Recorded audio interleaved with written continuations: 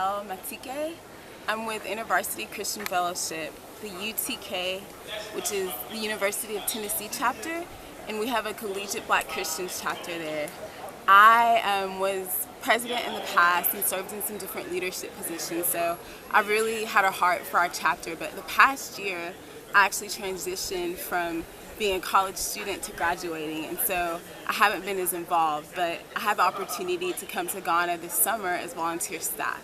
And so that is my role, volunteer staff for the students that we brought from university. All right. So, can you tell us what has been the most impacting session of the whole conference to you, and then what specific resolution have you decided to do, and as far as mission is concerned? Wow, that's a hard question.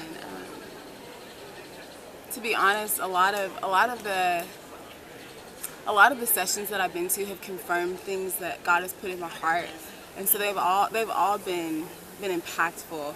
I would actually say for me, the seminars have been maybe even more impactful than the sessions, because I have the opportunity to not just hear from people who've been in the mission field and have so much experience, but I also have the opportunity to ask them questions. And so actually when I was a young child, before I even knew Christ, I felt like the Lord was calling me to missions, and I'd be like, okay, like what does this mean? I didn't have that much understanding, but as I've matured, obviously, and cognitively I understand, what missions is more.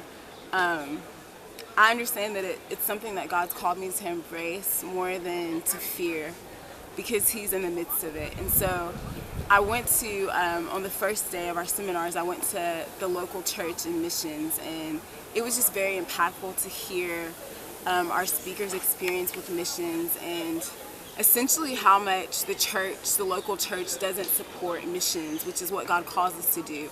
And also, not just in that seminar, but a theme throughout for me has been how much God's heart is for missions, that He has commissioned us. It's a part of our DNA, it's a part of who we are as the church. And when we're not walking in that, I believe that we're missing out on our potential as the body, and there's a lacking. And so I think the most impactful thing for me has been recognizing that when God has called me to missions, or whoever, that He's inviting us into something wonderful, that it won't be easy necessarily, but just into a beautiful journey of fulfilling His mandate and His purpose for our lives. And so that's really exciting, and hearing stories and testimonies from various seminars and speakers about the struggles and also the victories has been very impactful. I also have a twin sister named Janae who actually lives in Honduras now. She's a full-time missionary there, and she pretty much left everything and went because God called her to, and He prepared her through learning Spanish and becoming fluent in a lot of other ways. But to be able to talk to her when I'm in the U.S. and hear about all that God's doing with her in Honduras is just incredible. And I think the biggest thing that we have to do as believers, which many speakers have said, is we have to be willing to give, to go, and to pray for missions. And it's not an option, it's what God has called us to do. Our prayers are effective, our giving is effective, and when we go, God will fulfill His purpose in us because He's equipped us. And so I think everything that I've heard and seen is pretty much summed up into that. What action plan are you going to take from here as far as mission is concerned? Yes. I think in terms of action plans specifically for me, I know that I've been called to mission. I don't know what that looks like outside of the context of the United States. I have a heart for West Africa because I'm West African and have always wanted to come here, but I don't know what God's timing is. But I do know that there's a lot of students in the U.S., especially Black students, who I can influence at CBC and other organizations on our campus who are not thinking about missions outside of the United States. And I feel like one of my roles is to be a liaison or a bridge and to invite them into missions to Ghana and to West Africa and to God's heart for what it means to be more missional.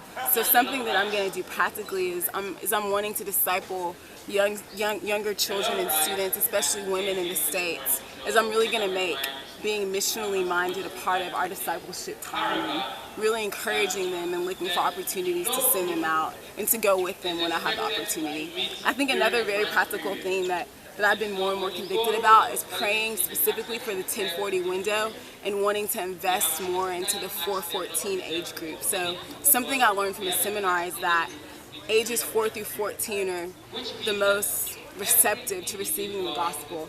Yet in the church, they're usually the least amount of attention and resources are given to that age group, which doesn't make sense. And so I want to be able to share that message with my friends and hopefully rally at least the people in my community to begin seeking out more intentional relationships with people between the ages of 4 and 14, and really wanting to invest in them and invite them into missions as we've been invited.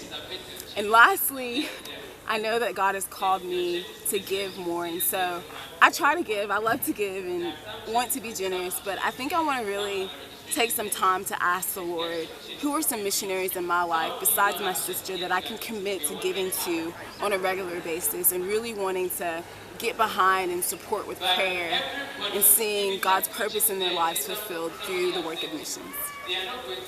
Thank you very much. You're welcome.